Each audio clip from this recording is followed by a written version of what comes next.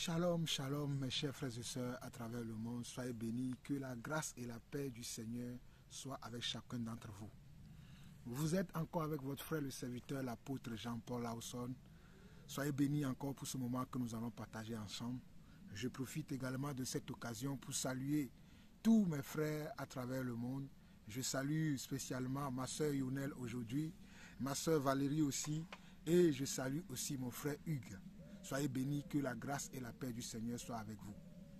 Alors, mes chers frères et sœurs, nous sommes toujours dans notre moment de partage, notre moment d'exhortation, car nous savons que selon les Écritures, le Seigneur dit que nous devons nous exhorter chaque jour, aussi longtemps que nous voyons son jour arriver, aussi longtemps que nous voyons la fin des temps arriver. Et selon ce que nous voyons aujourd'hui dans le monde, nous pouvons comprendre ou nous pouvons dire que très bientôt, nous allons vivre la fin des temps. Permettez-moi un petit réglage. Oui, comme je disais tantôt, je disais que très bientôt, nous allons vivre la fin des temps. Donc, en tant que des enfants de Dieu, en tant que des serviteurs de Dieu, en tant que ceux qui aiment la parole du Seigneur, ceux qui aiment le Seigneur, nous devons chaque jour nous exhorter quotidiennement afin de ne pas oublier que nous sommes dans le monde, mais que nous ne sommes pas du monde. Et que nous vivons sur la terre, mais nous ne sommes pas des terriens. Nous sommes des célestes qui passons leur séjour sur terre, mais nous avons une destination. Et notre destination, c'est le royaume céleste. C'est de s'asseoir un jour au pied du Seigneur ou bien à la même table avec le Seigneur, festoyant et mangeant avec lui comme il nous l'a promis. Il a dit dans Jean chapitre 14 qu'il y a beaucoup de demeures dans la maison de son Père, dans la maison de son Dieu, et il est parti pour préparer une place pour chacun d'entre nous afin de revenir nous chercher, afin que là où il est, que nous aussi, nous y soyons. Alors, nous allons dire quelques mots de prière et nous allons commencer cette exhortation. Éternel notre Dieu, notre Père, nous te bénissons, nous te rendons toute la gloire. Toi qui es notre Seigneur, toi qui es notre Sauveur, toi qui fais chaque chose belle en son temps, toi qui dis et la chose arrive, toi qui es l'organisateur de notre vie, nous voulons te dire merci encore ce jour. Nous voulons te bénir, nous voulons te rendre grâce pour tout ce que tu fais en secret et que tout ce que tu fais qui se voit dans nos vies, dans nos ministères, dans nos foyers. Père, nous remettons ce moment de partage entre tes mains afin que ta volonté s'accomplisse encore dans ton Église, dans la vie de chacun d'entre nous. Nous fermons la porte, Seigneur Dieu, à tout esprit de distraction. Nous refusons, Seigneur Dieu, d'être des enfants orgueilleux, des enfants prétentieux, mais nous voulons nous soumettre à toi afin que toi, tu puisses faire ton œuvre en nous, Papa. Reçois la gloire, l'honneur, la puissance pour des siècles, au nom de Jésus-Christ. Amen. Alors, mes chers frères et sœurs, je reviens encore dans cette énième exhortation pour encore alerter, pour encore avertir, pour encore préparer nos cœurs, nos vies à connaître le Seigneur, à savoir ce que le Seigneur veut faire dans notre vie. Cela ne veut pas dire que moi-même je suis déjà arrivé, ou bien que nous croyons que nous sommes déjà arrivés, mais en tout cas, nous prenons la parole comme modèle et nous nous soumettons à l'Esprit de Dieu afin que chaque jour que Dieu fait, que nous nous améliorons. C'est ça notre souci. Afin que chaque jour qui arrive, que nous nous améliorons, que nous nous approchons plus de Dieu chaque jour que Dieu fait. Et l'apôtre Paul disait lui-même que il regardait tout ce qu'il avait accompli dans sa vie comme de la boue, mais il cherchait l'excellence du Seigneur, l'excellence du Christ. Donc nous aussi, nous cherchons l'excellence du Seigneur. Nous cherchons l'excellence de Jésus. Nous cherchons l'excellence dans notre vie de disciples, dans notre vie de croyants. Nous ne voulons pas rester ou demeurer dans la médiocrité. Nous ne voulons pas être des hypocrites. Nous ne voulons pas être des menteurs devant Dieu. Nous ne voulons pas être comme des mondains qui font les choses avec, on va dire, avec la routine, mais qui ne cherchent pas la profondeur dans les choses qu'ils font. Voilà pourquoi nous nous attelons tous les jours à nous améliorer, à améliorer même nos capacités, nos savoirs, nos connaissances, notre sagesse et surtout à améliorer notre perfectionnement. Parce que c'est pour la perfection que Dieu nous a sauvés, afin de nous perfectionner, afin que nous soyons comme lui-même. Il a dit, soyez parfaits comme votre Père qui est parfait. Alors c'est cette perfection-là que nous cherchons. C'est cette perfection-là que nous cherchons. Il y a des frères avec qui j'ai discuté ces derniers temps, surtout quelques-uns qui pensent que nous sommes radicaux. Ils disent que vous êtes trop radical. Vous pensez que tout doit être ceci, tout doit être comme cela, et vous pensez que vous êtes mieux que les autres. Nous ne pensons pas que nous sommes mieux que les autres, mais nous pensons que nous devons nous soumettre à la volonté de Dieu. Nous pensons que nous devons aimer la parole de Dieu et nous pensons que nous devons nous appuyer sur la parole de Dieu. Il y a un frère qui me disait il y a quelques jours que mon frère, à chaque fois j'ai l'impression d'attendre de toi que tu dis oui, la parole dit ceci, la parole dit cela, la parole a précisé telle chose, la parole a voulu telle chose, mais où est-ce que tu mets le Saint-Esprit là-dedans? Mais j'aimerais dire à ce frère-là, et j'aimerais dire à toute personne qui a ce genre de pensée, ce genre de réflexion, que le Saint-Esprit, c'est lui aussi qui a inspiré la parole. Ce n'est pas parce que nous avons l'Esprit aujourd'hui que l'Esprit peut nous conduire, que l'Esprit peut nous diriger, que l'Esprit peut nous amener à comprendre ou bien à faire certaines choses. Peut-être qu'ils ne sont même pas écrits dans la parole de Dieu, que cela veut dire que nous devons mettre la parole de côté. Je répète encore, ce n'est pas parce que le Saint-Esprit peut nous utiliser aujourd'hui à faire des choses merveilleuses. Comme le frère me disait, des fois le Saint-Esprit lui révèle qu'il doit prier pour telle personne, il a prié pour telle personne, la personne a guéri, il a prié pour telle situation, la situation a changé, que lui, il préfère marcher beaucoup plus par l'Esprit et il ne fait que de dire que la parole a dit ceci, la parole a dit cela. Mes chers frères et sœurs à travers le monde, le Saint-Esprit, c'est la parole lui-même. Parce que le Saint-Esprit lui-même, il a dit dans Jean 14, Jean 15, que quand le Saint-Esprit viendra, il vous rappellera mes paroles. Il vous rappellera les paroles que je vous ai enseignées. Donc nous ne pouvons pas taire la parole. Nous ne pouvons pas dire que nous allons mettre la parole de côté sous prétexte que nous avons le Saint-Esprit. Sous prétexte que le Saint-Esprit nous utilise, sous prétexte que le Saint-Esprit parle au travers de nous, sous prétexte que le Saint-Esprit nous amène à vivre une dimension de la parole qui représente une grande expérience dans notre vie de croyants, dans notre vie de disciples, de telle sorte que nous allons dire aujourd'hui que nous n'avons plus besoin de la parole puisque le Saint-Esprit nous utilise. Mais le Saint-Esprit lui-même, c'est la parole. Je viens de vous le dire que le Seigneur lui-même a dit que lorsque le Saint-Esprit viendra, non seulement qu'il vous convaincra de péché, de justice et de jugement, il vous rappellera aussi mes paroles. Il vous enseignera aussi la parole. Et il vous annoncera aussi les choses à venir. Donc le Saint-Esprit que nous avons, il nous rappelle aussi la parole de Dieu. Donc le Saint-Esprit n'est pas là simplement pour nous révéler peut-être les choses cachées, pour nous faire voir des choses que nous n'avons jamais vues ou peut-être que nous n'avons jamais entendues. Mais il est également là pour nous rappeler la parole de Dieu. Voilà pourquoi nous aimons la parole de Dieu. Parce que la parole de Dieu constitue pour nous un repère, constitue pour nous une base, un fondement sur lequel nous ne pouvons pas outrepasser. Nous ne pouvons pas outrepasser la parole de Dieu sous prétexte que nous avons aujourd'hui le Saint-Esprit. C'est ça qui crée le chaos dans l'église aujourd'hui. Et vous allez voir des gens qui vont être là, ils vont dire le Saint-Esprit m'a révélé que telle personne est sorcier. Le Saint-Esprit m'a révélé que telle personne est, menteur. Mais sur quelle base? Sur quelle base la personne est là? Il dit que le Saint-Esprit m'a révélé ceci. Le Saint-Esprit m'a révélé cela. Le Saint-Esprit m'a révélé ceci. Je ne suis pas en train de dire que le Saint-Esprit ne révèle pas l'état de certaines personnes au milieu de nous. Je ne suis pas en train de dire que le Saint-Esprit ne révèle pas des choses au milieu de nous. Bien évidemment, le Saint-Esprit le fait.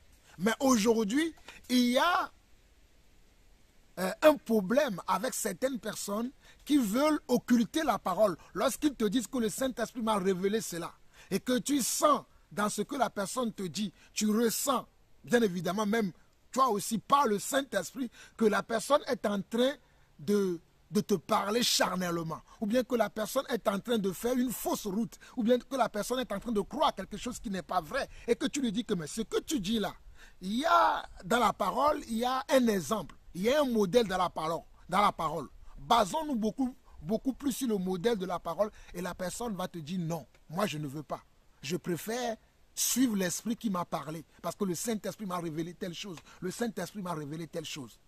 Il y a un danger dans cela aussi, de croire que le Saint-Esprit m'a révélé telle pensée, le Saint-Esprit m'a révélé telle chose, de telle manière que la pensée que le Saint-Esprit t'a révélée contredit la parole, contredit les fondements de l'Écriture. Nous ne pouvons pas l'accepter. Je donne un exemple. Supposons que nous voyons une femme qui dirige maintenant une église, qui est maintenant un évêque dans l'église, et que nous disons que selon les Écritures, la femme ne peut pas être assise en tant qu'évêque dans l'église, en tant que conducteur, selon les 5 ministères que Dieu a octroyés aux hommes. Mais le frère me dit, Dieu lui a révélé par l'Esprit que la femme peut enseigner. Est-ce que Dieu va se contredire la parole? Est-ce que Dieu va se contredire dans la parole? Et le même frère me dit, oui, quand tu écoutes, ou bien quand tu lis les Écritures, dans l'Ancien Testament, il y avait certaines choses qui étaient permises, mais dans le Nouveau Testament, il y a certaines choses qui ne sont plus permises. Donc aujourd'hui, le Saint-Esprit peut permettre certaines choses, peut-être qui ne sont pas dans les Écritures, mais que c'est le Saint-Esprit qui nous dit de faire ce genre de choses. Mes chers frères et sœurs, je parle beaucoup, mais regardez ce que disent les Écritures. Les Écritures disent dans 2 Corinthiens chapitre 10 que nous renversons les raisonnements. Ça, c'est les Écritures qui le disent. Nous renversons les raisonnements et toute hauteur qui se lève contre la connaissance de Jésus-Christ. Ça, ce sont des raisonnements humains. Ce sont des arguments humains.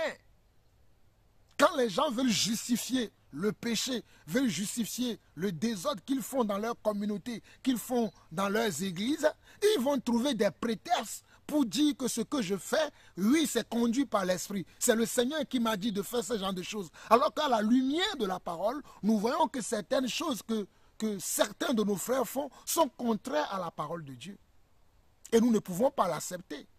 Si je prends les Écritures, par exemple, dans l'Écriture de Jacques, chapitre 1, que nous avons vu hier, quand je prends l'Écriture de Jacques chapitre 1, Jacques chapitre 4,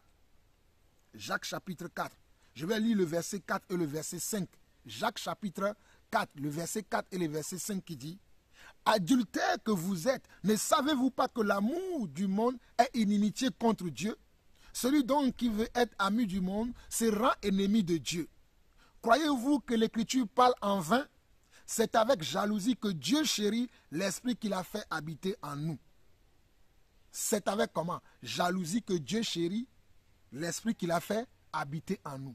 Donc l'Esprit que Dieu a fait habiter en nous, c'est avec jalousie que Dieu chérit cet esprit-là. Il ne veut pas que cet esprit-là soit dans le mélange. Il ne veut pas que cet esprit-là puisse croire n'importe quoi, puisse accepter n'importe quoi. Il veut que cet esprit-là reste un esprit de lucidité, reste dans un esprit de sagesse, un esprit de discernement. Il veut que cet esprit-là soit un esprit qui est bien posé. Voilà pourquoi on nous dit, croyez-vous que le verset 5 dit, regardez bien, le verset 5 de Jacques dit, croyez-vous que l'Écriture parle en vain? Croyez-vous que l'Écriture parle en vain? Croyez-vous que l'Écriture parle en vain? Donc, nous pouvons nous baser que sur l'Écriture. Parce que l'Écriture ne parle pas en vain. Parce que c'est l'Écriture. L'Écriture, c'est le Saint-Esprit qui a inspiré aussi l'Écriture. C'est le Saint-Esprit qui a inspiré aussi l'Écriture. Donc, nous ne pouvons pas dire aujourd'hui que nous n'allons plus nous soumettre aux Écritures parce que nous sommes conduits par l'Esprit, parce que nous avons reçu le Saint-Esprit. Loin de là, loin de nous cette pensée-là. Puisque dans Jacques 4, le verset 5, il nous dit que croyez-vous que l'Écriture parle en vain? c'est avec jalousie que Dieu chérit l'esprit qu'il a fait habiter en nous. C'est avec jalousie que Dieu chérit l'esprit qu'il a fait habiter en nous. Croyez-vous que l'Écriture parle en vain? Croyons-nous que l'Écriture parle en vain? De quelle Écriture parle-t-on? Mais de la parole de Dieu, de la Bible. De la parole de Dieu, de la Bible. De la parole de Dieu, de la Bible. Donc nous ne pouvons pas mettre de côté les Écritures, car les Écritures constituent tout le savoir que nous devons avoir, toute la connaissance que nous devons avoir, toute la sagesse que nous devons avoir, tous les repères dont nous avons besoin se trouvent dans les Écritures. Voilà pourquoi Jacques dira, croyez-vous que l'Écriture parle en vain? C'est avec jalousie que Dieu chérit l'esprit qu'il fait habiter en nous. Je peux lire également un autre passage qui se trouve dans, permettez-moi de le trouver, un autre passage qui se trouve, comme j'ai cité le passage tout à l'heure, mais je vais aller vous le lire, je vais retourner en arrière, c'est dans 2 Timothée, 2 Timothée 8 également, 2 Timothée chapitre 3, à partir du verset 16 qui dit, regardez, nous nous basons sur la parole. 2 Timothée chapitre 3 verset 16 dit, toute écriture est inspirée de Dieu et utile pour enseigner, pour convaincre, pour corriger, pour instruire dans la justice. Toute écriture, la Bible nous fait comprendre que toute écriture est inspirée de Dieu. Toute écriture est inspirée de Dieu. Donc si toute écriture est inspirée de Dieu, et que dans les Écritures, le Seigneur ne permet pas que la femme enseigne, pourquoi moi aujourd'hui, je vais dire que le Saint-Esprit m'a révélé que la femme peut le faire? Pourquoi je vais faire ça? Quel est mon intérêt de me lever aujourd'hui et dire que oui, j'ai reçu le Saint-Esprit, j'ai eu une grande révélation. La femme peut maintenant diriger l'Église, la femme peut enseigner. Pendant que Paul lui-même dit dans 1 Corinthiens chapitre 14 que la femme même doit se taire dans l'Église. Il dit que c'est ce que j'ordonne dans toutes les églises, que la femme se taise. Mais aujourd'hui, quelqu'un va se lever, il va dire, oui, moi Dieu m'a dit que la femme peut enseigner. Alors que Paul a dit, encore dans 1 Timothée chapitre 2, à partir du verset 9 jusqu'au verset 12, que la femme écoute l'instruction comment? Dans le silence. Et qu'il n'est pas permis à la femme d'enseigner. Mais quelqu'un va se lever aujourd'hui, va me dire, lui il est inspiré de Dieu, Dieu lui a parlé, et parce que Dieu lui a parlé, lui a révélé par le Saint-Esprit que la femme peut enseigner. Nous condamnons ces actes-là. Nous condamnons ces frères qui enseignent ce genre de choses sous prétexte que le Seigneur les a inspirés, qu'ils ont reçu une révélation toute nouvelle de la part de Dieu, qui leur autorise, qui peuvent faire des choses qui sont contraires aux Écritures. Puisque la Bible dit dans 2 Timothée chapitre 3, le verset 16, toute écriture est inspirée de Dieu et utile pour enseigner, pour convaincre, pour corriger, pour instruire dans la justice. Donc l'écriture est inspirée de Dieu dans le but de faire quoi? Dans le but d'enseigner, de convaincre. Voilà pourquoi nous essayons de vous convaincre avec les Écritures, pas avec nos raisonnements, pas avec notre façon de voir les choses, pas avec notre culture. Parce que la culture est entrée aussi dans l'Église aujourd'hui. Je dis bien la culture est entrée aujourd'hui dans l'Église. Parce que selon certaines cultures, l'homme et la femme sont la même chose, ils sont égaux. Je répète encore, selon certaines cultures de certaines contrées du monde, la femme et l'homme sont égaux ou bien sont égales. Mais selon nous, ou d'après les Écritures, pour nous, la femme et l'homme ne sont pas égales. Selon nous, la femme et l'homme ne sont pas égales. Car il est écrit, selon 1 Corinthiens chapitre 11, que Dieu, notre Père, est le chef de Jésus-Christ. Jésus-Christ est le chef de l'homme et l'homme est le chef de la femme. Dieu est le chef de Jésus, Jésus est le chef de l'Église, le chef de l'homme, et l'homme est le chef de la femme. Donc, selon cette écriture, nous ne pouvons pas admettre et nous ne pouvons pas l'accepter que l'homme et la femme sont égaux. Même si le monde le dise, même si moi, dans mon travail, je le sais, que j'ai des collègues qui sont femmes, qui gagnent le même salaire que moi, ça ne me dérange pas. Ça, c'est le monde. Ou bien, qui parlent comme moi, qui agissent comme moi, on a les mêmes droits. Ça ne me dérange pas. Mais dans l'église, dans la parole de Dieu, je sais qu'entre la femme et moi, il y a une différence parce que Dieu dit que l'homme a été créé en premier et que l'homme est le chef de la femme et que la femme doit être soumise à l'homme. C'est ce que l'Écriture dit, c'est ce que nous disons. Et c'est pour cela que nous comprenons que Dieu ne veut pas que c'est la femme qui enseigne l'homme, puisque c'est l'homme qui a été créé le premier. Et que c'est la volonté de Dieu que les choses soient comme ça. Ce n'est pas la volonté des hommes. Nous les hommes, nous voulons toujours amener notre volonté dans les choses de Dieu. Mais non, nous devons accepter les choses de Dieu telles qu'elles sont et agir comme Dieu veut que nous agissons. Nous allons prendre une autre écriture, mais voyez-vous ce que l'écriture dit bien ici dans 2 Timothée 3, le verset 16 que nous avons lu, il dit que toute écriture,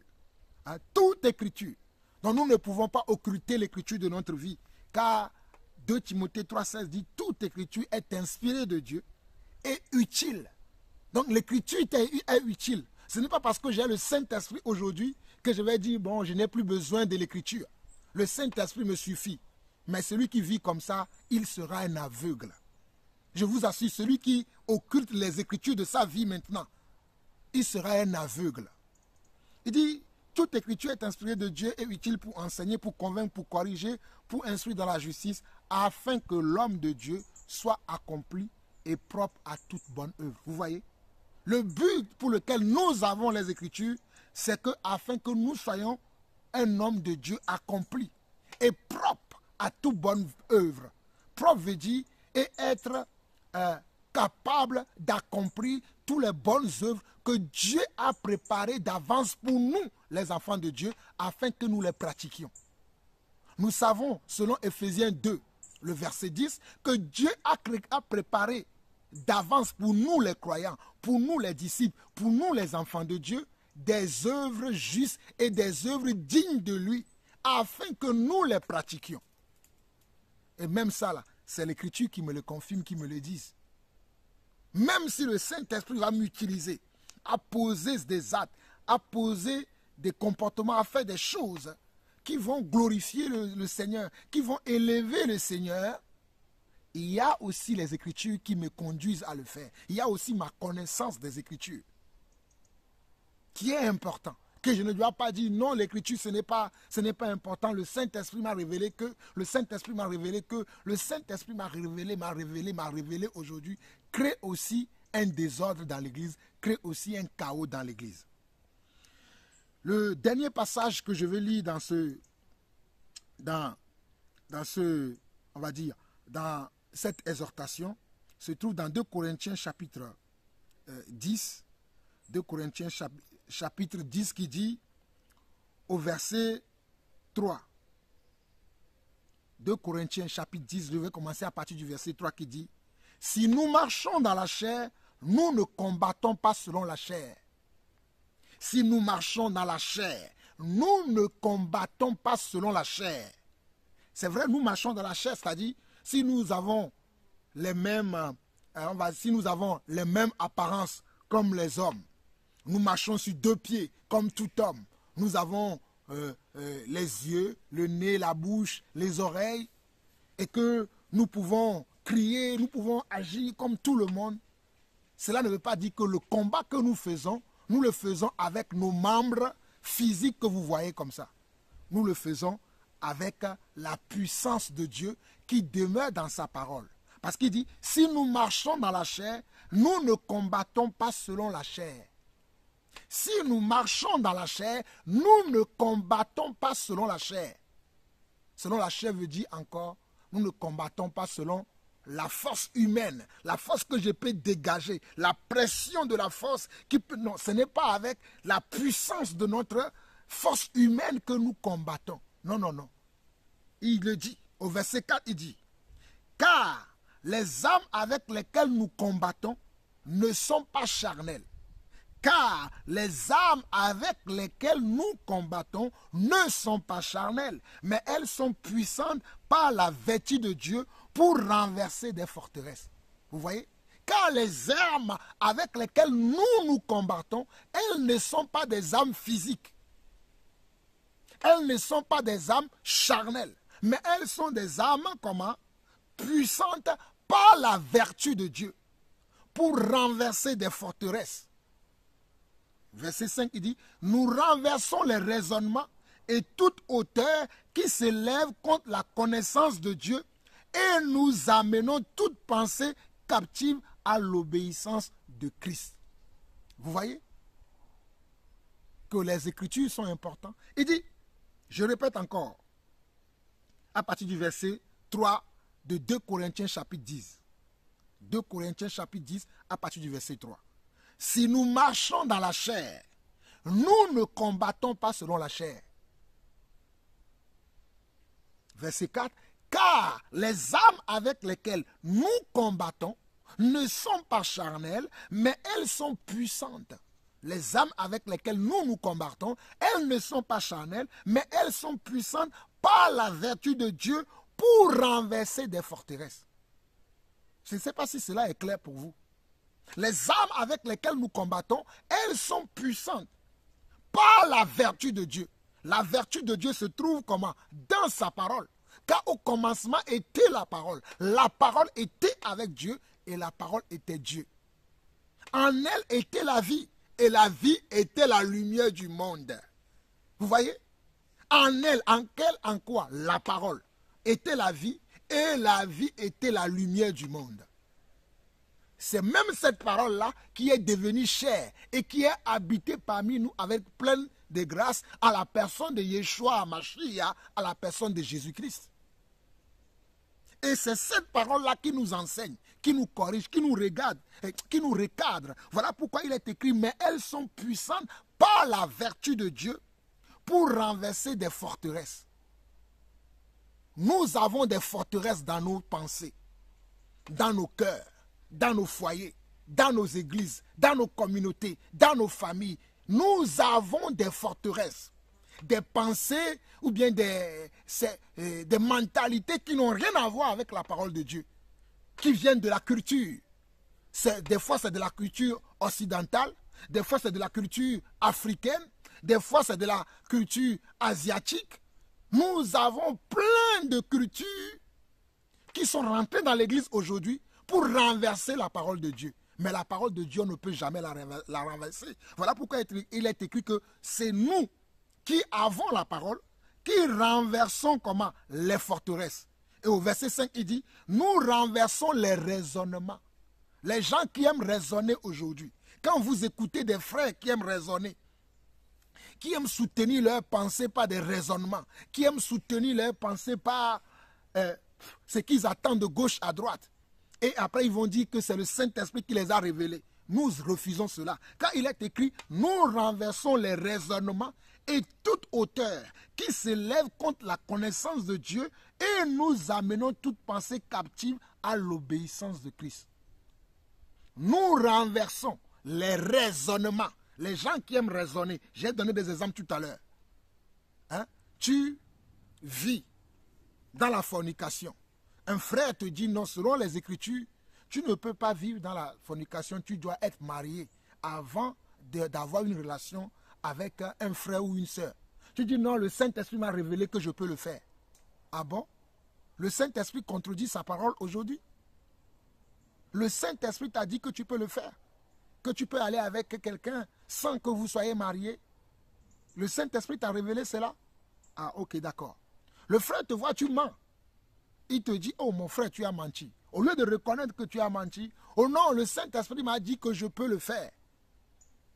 Le Saint-Esprit, on met tout sur le dos du Saint-Esprit aujourd'hui, que le Saint-Esprit m'a dit de faire ceci, le Saint-Esprit m'a dit de faire cela. Mais le Saint-Esprit, c'est un esprit d'ordre.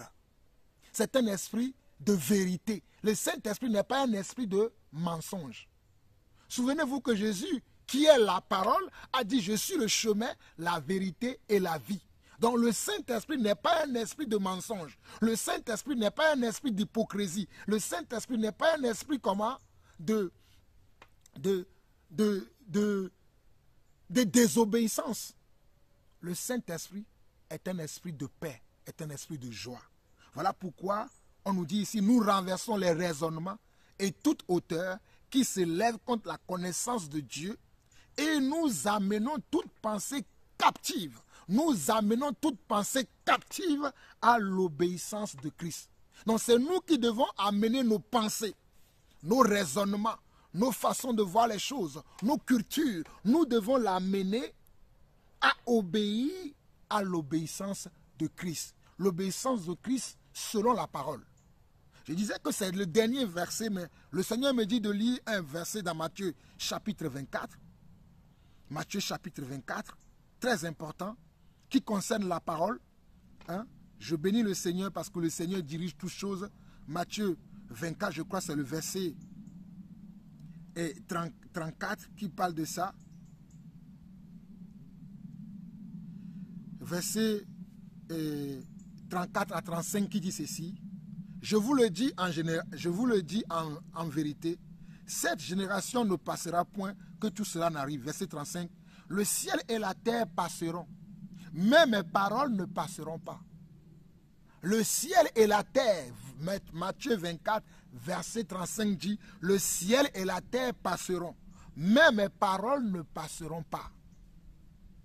Le ciel et la terre, vous qui aimez le ciel, vous qui aimez la terre et tout ce que la terre renferme, vous aimez tellement le ciel et la terre et tout ce que la terre renferme que vous oubliez la pensée de Dieu, vous oubliez les commandements de Dieu, vous oubliez les préceptes de Dieu, vous oubliez la parole de Dieu, vous oubliez les instructions de Dieu au profit de l'amour de la terre. Mais la terre passera, le sais-tu? Le sais-tu que la terre passera? Le sais-tu que le ciel passera? Mais que la parole de Dieu ne passera pas. Voilà pourquoi nous mettons notre confiance en la parole de Dieu. Nous ne plaçons pas notre confiance sur nos acquis, ce que nous sommes capables de faire. Nous ne comptons pas sur notre chair, mais nous comptons sur la parole de Dieu qui est mise en nous, qui a été cachetée dans notre esprit, qui a été cachetée dans notre cœur, qui fait que lorsque nous parlons en fonction de cette parole-là. Et nous agissons en fonction de cette parole-là. Nous vous conseillons en fonction de cette parole-là. Nous vous enseignons en fonction de cette parole-là. Notre sagesse, notre intelligence vient de cette parole-là. Tout ce que nous connaissons vient de cette parole-là.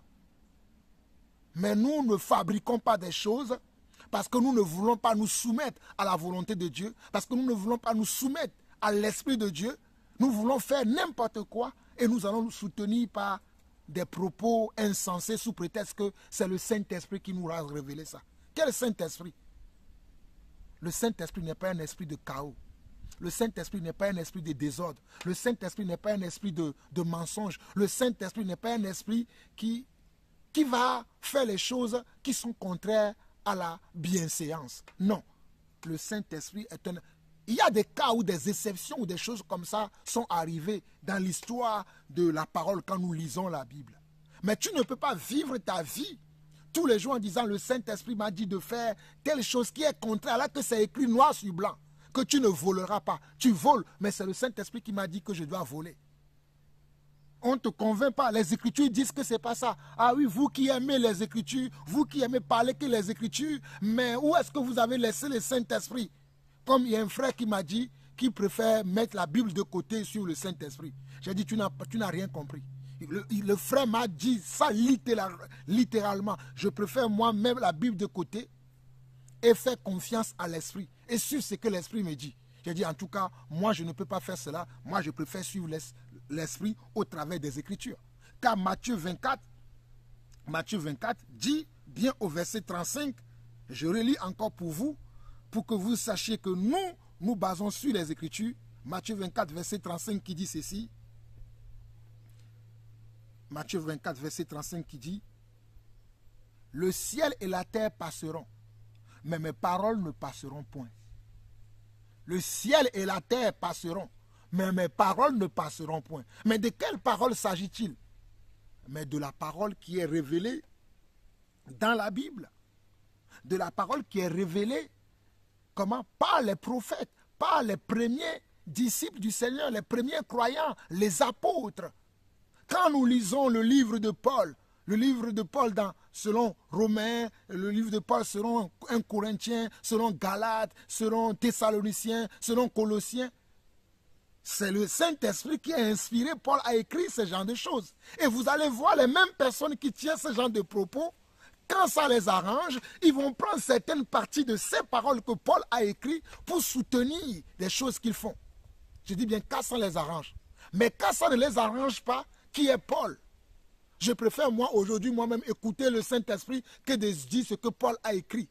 Paul a écrit ça il y a 2000 ans, il y a 4000 ans, il y a 7000 ans, il y a plusieurs années de décennies. D'ailleurs, tout ce que Jésus a fait n'est pas écrit dans la parole de Dieu. Pourquoi moi je suis obligé aujourd'hui de suivre que ce que Paul a dit? Mon frère, ou bien mes frères, en tout cas, Jean-Paul Lawson vous dira que je ne suis pas encore arrivé à la stature de Paul. Donc je préfère, moi, peut-être vous, je vous le souhaite. Alléluia. Avec, ce n'est pas de la moquerie, hein, je suis sincère, je vous le souhaite, que vous allez au-delà de ce que Paul a fait. Mais si tel n'est pas le cas, et que vous minimisez les œuvres de Paul, vous minimisez les œuvres des premiers frères qui ont fait le travail du Seigneur, qui nous ont laissé des écrits, qui nous ont laissé des bases, des fondements auxquels nous devons faire attention, mais que nous occultez sciemment de nos activités religieuses aujourd'hui, dans nos communautés, dans les endroits où nous prions, nous avons enlevé toutes ces choses et que nous avons amené d'autres choses sous prétexte que c'est le Seigneur qui nous a conduits à le faire. Mes chers frères, vous vous trompez. Mes chers frères et sœurs, vous vous trompez. Surtout mes frères prédicateurs de l'évangile qui font ce genre de choses, vous vous trompez. Dernièrement, je discutais avec une sœur. Quand j'ai fait l'exhortation sur le déroulement d'un culte, j'ai fait un enseignement sur le déroulement d'un culte. Et il y a une sœur, la sœur Francine, que je salue, qui vit au Martinique, qui m'a dit qu'elle allait dans une assemblée où elle avait tout le temps envie de chanter. Elle avait tout le temps envie de louer le Seigneur. Mais le conducteur de cette communauté ne lui permettait pas de chanter. Parce qu'eux, ils avaient déjà leur programme qu'ils avaient établi. Et ils préféraient suivre leur programme que de suivre le programme de Dieu. Selon le programme de Dieu, le Seigneur dit, selon 1 Corinthiens 14, que Paul nous a laissé, que faire lorsque vous vous assemblez? Les uns ou les autres parmi vous ont-ils un cantique, une instruction? Mais parce que vous avez établi votre programme, que vous avez établi et que vous avez dit que c'est la chorale seule ou bien c'est le groupe de louanges seul qui doit fredonner un chant, qui doit chanter un cantique, lorsque un frère ou une sœur dans l'assemblée a envie de chanter, vous lui dites tais-toi parce qu'il y a déjà la chorale. Ça c'est de Dieu? Posez-vous de bonnes questions. Est-ce que cela c'est de Dieu? C'est comme ça que beaucoup de frères dans des églises, beaucoup de frères et sœurs dans certaines communautés sont frustrés. Parce que vous ne leur permettez pas de vivre l'expérience de l'esprit, de vivre l'expérience de la parole. La parole dit que lorsque vous vous assemblez, les uns ou les autres parmi vous ont-ils un cantique, une révélation, une instruction, que tout se fasse pour l'édification. Mais toi, conducteur de l'église, puisque tu es conduit par la chair, tu es conduit par l'amour du monde, tu dis non, puisque tu as prévu faire un spectacle, un cycle dans l'église le dimanche, tu dis à toute personne qui dirait que j'ai reçu du Seigneur, que nous devons faire ceci. Non, nous ne pouvons pas le faire. Ou bien je veux chanter un cantique pour le Seigneur. Non, tu ne peux pas le faire parce qu'il y a le groupe de louanges, parce qu'il y a la chorale. C'est un exemple parmi tant d'autres. Vous voyez comment nous faisons des choses sous prétexte que c'est l'esprit qui nous conduit. C'est l'esprit qui a dit. C'est l'esprit qui a dit. Mais de quel esprit parlons-nous? Le vrai Saint-Esprit ou il y a un autre esprit? Moi, je crois que c'est un autre esprit. Je crois, à mon humble avis, que c'est un autre esprit. puisque nous avons vu dans Matthieu 24, le verset 35, que le ciel et la terre passeront, mais les paroles de Dieu ne passeront pas. Et puisque les paroles de Dieu ne passeront pas, nous devons tout faire pour nous soumettre à la parole de Dieu. Nous avons vu dans Jacques chapitre 4, le verset 6, que Dieu résiste aux orgueilleux, mais il fait grâce aux humbles. Les hommes, ce sont ceux qui se soumettent à la parole de Dieu. Ce sont ceux qui veulent faire les choses comme Dieu le veut, pas comme tout le monde le fait. Il y a quelque chose qui est à la mode aujourd'hui. Les gens veulent vivre comme tout le monde vit. Parce que c'est ce qui se fait ailleurs. C'est ce qui se fait. Bon, on peut imiter ce qui se fait ailleurs, qui est juste, qui est droit, qui est selon la parole de Dieu. On peut imiter. Mais nous ne pouvons pas absolument tout imiter pour dire que bon, c'est dans toutes les communautés, c'est comme ça aujourd'hui. Dans toutes les églises aujourd'hui, il y a la, comme un frère m'a dit, dans toutes les églises aujourd'hui, il y a la chorale. Tu ne peux pas dire qu'on revienne à ce que la parole dit. C'est toi qui ne comprends pas. Je dis, ah bon, c'est moi qui ne comprends pas ce que la parole dit. Qu'un frère ne peut pas se lever comme ça dans l'assemblée et entonner un cantique pour glorifier le Seigneur. Une sœur ne peut pas dire, le Seigneur m'a dit qu'aujourd'hui nous pouvons faire le culte de cette manière-là, au travers d'une question. Parce que le conducteur, lui, il a déjà son programme. Et son programme est plus important que ce que Dieu veut faire. Voyez-vous? Voyez-vous ce que nous faisons? C'est comme je parlais hier de les gens qui veulent obliger le Seigneur à exaucer leurs prières parce qu'ils sont en train de jeûner. Mais non, ce n'est pas parce que tu es en train de jeûner que Dieu a obligé de t'exaucer. Il est vrai qu'il y a le jeûne. Et le vrai jeûne, c'est d'avoir un cœur vraiment humble devant le Seigneur déjà. Le vrai jeûne, c'est ça. Avoir un cœur humble. Un cœur qui souffre. Un cœur qui cherche la volonté de Dieu. Un cœur qui veut vivre les réalités de Dieu. Mais ce n'est pas venir imposer à Dieu tes convoitises, tes envies, hein? Ta chair, Seigneur, moi je veux ça. Je veux ce travail. Si tu ne me donnes pas ce travail, je ne te servirai plus. Ah bon? Dieu, c'est un magasin pour toi aujourd'hui. Seigneur, tu vois ce travail-là. J'ai fait l'entretien la dernière fois. Ils m'ont promis ce travail. Seigneur, fais que j'ai ce travail-là. Fais que j'obtiens ce travail-là. J'aime ce travail, j'aime ce travail, j'aime ce travail. C'est ça, c'est l'amour du monde. Peut-être toi, tu vois simplement que le travail-là, c'est bien. Les perspectives que ce travail-là peuvent te donner, les ouvertures, les portes que ça peut t'ouvrir, le travail-là. Mais tu ne sais pas aussi le problème que tu peux avoir dans ce travail. Voilà pourquoi tu as prié, Dieu ne t'a pas donné ce travail. Tu as même gêné, Dieu ne t'a pas donné ce travail. Et tu dis que Dieu est méchant parce qu'il ne t'a pas donné ce travail-là. Mais quel est le Dieu que tu sers? Dieu ne peut jamais nous donner des choses qui vont nous faire du tort. Puisqu'il dit que toute chose concourt au bien de ceux qui aiment Dieu. Romains 8, le verset 26. Toute chose concourt au bien de ceux qui aiment Dieu. Bonne ou mauvaise, ça concourt à notre bien. Bien ou mal, ça concourt à notre bien. Toute chose, absolument toute chose, concourt au bien de ceux qui aiment Dieu. Mais comme nous ne voulons pas nous soumettre à Dieu aujourd'hui, quand Dieu dit que toute chose concourt à notre bien, il y a des choses, ah oui, ça nous disons Dieu merci. Mais il y a certaines choses, nous ne disons pas Dieu merci. Nous devons apprendre à dire Dieu merci pour tout. Je ne dis pas que moi je suis exempt de ces choses. Hein.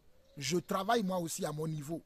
Afin que toute chose puisse concourir à mon bien. Que je dis, ah, Dieu sait pourquoi cela m'est arrivé.